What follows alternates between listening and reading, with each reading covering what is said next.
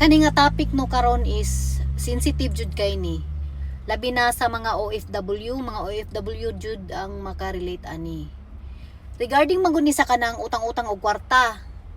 So ako personally, di jud ko hilig magpautang og kwarta.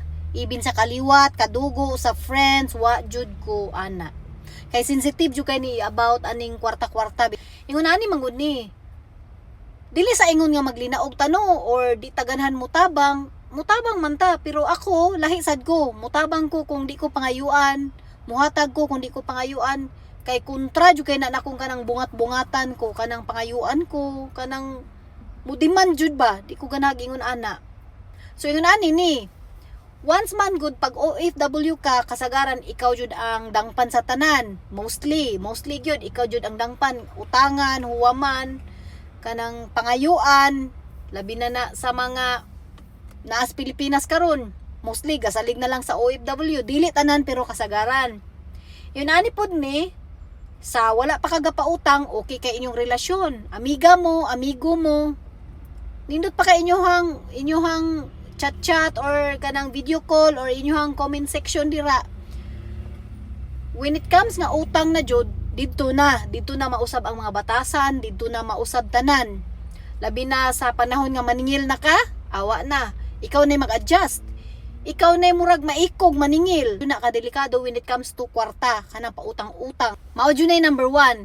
So ikaw na ang nitabang, ikaw na nihatag, pero ikaw na maikog maningil. Ikaw na maikog mo initiate nga maningil ka. So ang number 2 ani, stressful kaayo ng maningil. As in, labi na sa mga OFW nga lisod kay pangitao ng kwarta, nya kaning manggiluyon kay ka, muhatag ra ka, mo pahuwam ka, muhatag ra ka dayon. Grabe, bati kay na ingon ana nga senaryo, bitaw mo nang mao jud na akong gilikayan. Ikaw nay maningil, ikaw nay maikog, nya dili man gud tanan nga kamao mo bayad. Labi na magdumdum sa time nga ting bayad na. Dili naasad baya pero dili tanan, pero mostly kasagaran yun nga di jud magdumdum og bayad, usahay magpalimot-limot. Mao gyud na siya number 2. So ang atong number 3 is sa akong kaugalingon na ako'y giprotektahan sad good. Ang akong kaugalingon akong giprotektahan. Naapog ko'y sarili nga problema sa among pamilya, naapod mi sariling budget nga among gi-budget na gyud diha, naapod mi mga bayranan. So ang ug naman gamit tigom gamay para na sa among future or sa among emergency. So dili na pwedeng ihatag na mo sa lain, kay in case of kami magkinahanglan, kisa may muhatag namo, kisa may mutunol namo, di ba wala. Naman pud mi mga goals sa kinabuhi, naapod mi mga responsibility diri. So di jud na pwedeng ingon ana no, di gyud na inana ka sayon. Nya ang uban diha mga suko, mahiubos. Number 4, di ko ganahan nga atong tudluan ang atong mga kaila, amiga, amigo diha nga magsalig na lang nato. Mas makatabang ta nila kung ato silang i-guide bitaw kung unsaong pagpangitag paagi, lain nga paagi, dili kay magsalig na lang sa utang-utang. Kay murag mas wa ka katabang nila ana kay ngano. Every time nga maglisod sila or na sila kinahanglanon, anha lang daga nimo pirmi, labi nagmuhatag ra kadayon. Murag ikaw na lang saligan pirmi ba, labi na mga kaliwat kadugo man yun ana, mostly dira mga abroad mo ay gisaligan na lang gyud tanan. Ang uban na lang manarbaho, di ba? Magpabuhi na lang nya mga kumpletog lawas ha.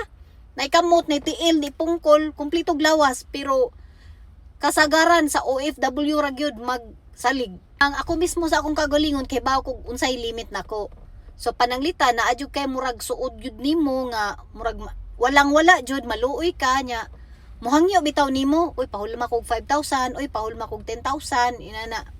Labi na mga murag di ra kayo tantong dako or bisag unsa nga amount inana bitaw.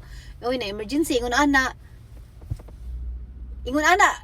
ang style ana is imo na lang na siya tagaan palitan, manghuam siya 5,000 or 10,000, tagaan nimo siya 1,000 kanang di kay sakit sa imong dughan bitaw.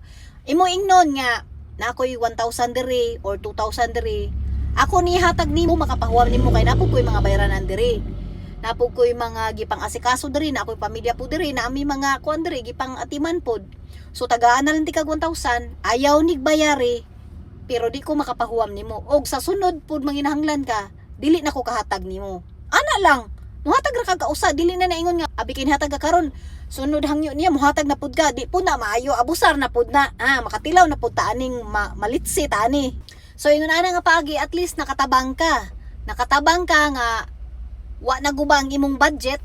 Nakatabang pug ka nga dili ka ma-stress maningil. Ingon ana nya plus pag yun, dili maguba ang inyong pagka amigahay ug amiguhay. O, di ba?